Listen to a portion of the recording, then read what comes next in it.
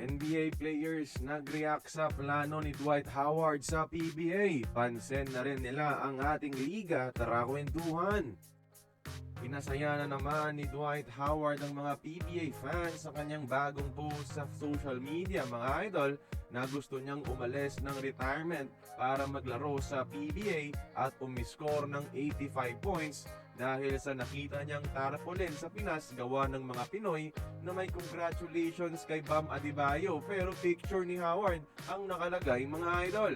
Binuhay niya ulit ang kanyang interes maglaro sa ating liga ngayon after ilang linggo nang inakala natin na wala na talagang chance pa dahil di natuloy ang negosasyon nila ng Macau Black Knights. At mga NBA players dito, mga idol, no, nag-react na rin sa intensyon ni Howard na maging PBA import at gumawa ng high-scoring performance.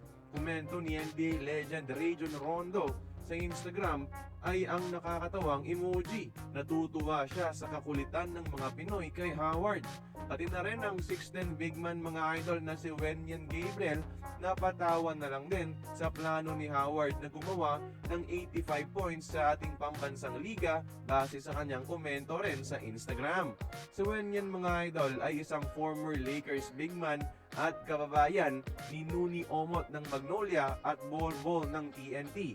So kung gusto niyang maging PBA import din, kung sakali, may mga koneksyon na siya dito sa ating bansa, mga idol. Di natin talaga masisigurado kung biro lang ito ni Dwight dahil loko-loko naman talaga siya o may halo itong parinig sa mga PBA teams na handa siyang bumalik ng basketball. Ang sarap malaman na sumagi na naman sa isip niya na maging PBA import.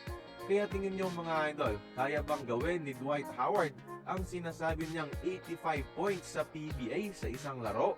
Gumawa na siya dati ng 84 points sa Taiwan, mga idol, ha?